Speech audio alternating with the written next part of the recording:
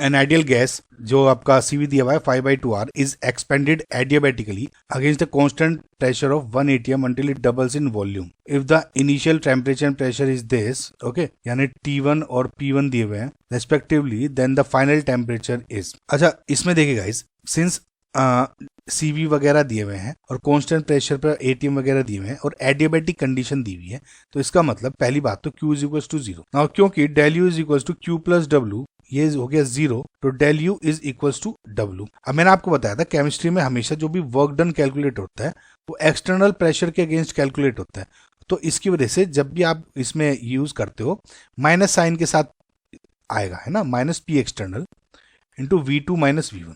Okay, now इन्होंने कहा कि जो कांस्टेंट प्रेशर 180 में until it doubles in volume, यानी जो V2 है वो इज इक्वल टू क्या है, ट्वाइस ऑफ V1, डबल हो गया वॉल्यूम के.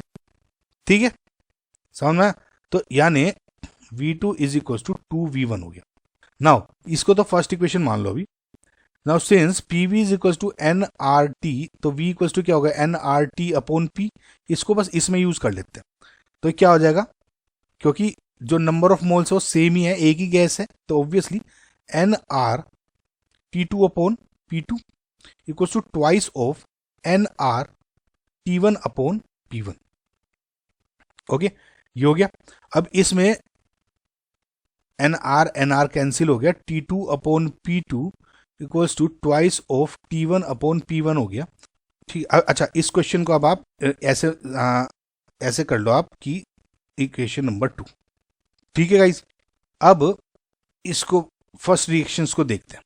डेल यू क्या होता है, NCV डेल टी, और इक्वल्स टू क्या हो गया, minus P external of V2 minus V1.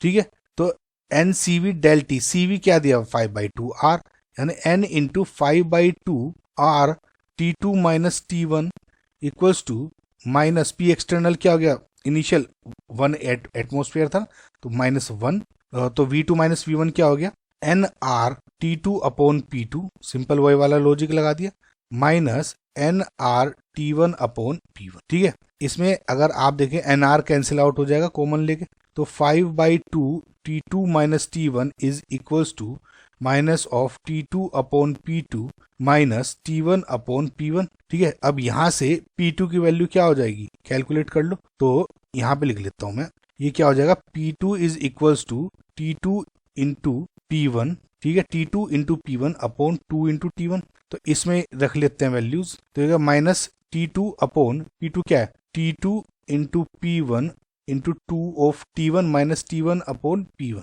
Okay, ये हो गया. अब बस वैल्यू रखनी शुरू कर देंगे हम. T2 से T2 कैंसिल, तो 5/2 T2 minus T1 is equals to, ये हो गया माइनस बाहर है 2 T1 upon P1 minus T1 upon P1. ठीक है, तो ये क्या हो गया, minus of T1 upon P1. ठीक है, 5/2 T2 माइनस T1. ठीक है, अब यहाँ पे क्या है, इनिशियली टेम्परेचर प्रेशर क्या था 5 atm, तो P1 की वैल्यू होगी 5. तो बस इसको आपको सोल्व करोगे तो ये हो जाएगा T2 minus T1 equal to minus 2/25 into T1, और इससे यहाँ पे जब आप सोल्व करते हो, ये तो घोड़ा गाइस थोड़ा कॉम्प्लिकेटेड सा क्वेश्चन था, पर ऐसे ही करना है इसको, तो T2 is equal to minus 2 T1 upon 25 plus T1 equal to 23 T1 upon 25. T1 की वैल्यू क्या है 298 केल्विन, पहले बता दिया था आपको, तो 23 अपॉन 25 इंटू 298, जो कैलकुलेट होके आ जाएगा 274.16 केल्विन. ओके, नियरेस्ट इंटीजर पूछा है तो 274 kelvin, and this will be your final answer 274. इसको गाइस एक बार दोबारा से देखिएगा, बस ये अजीब सा क्वेश्चन होते हैं इस टाइप के जब भी एग्जाम में आ जाते हैं, लेकिन आई होप आपको समझ में आएगा.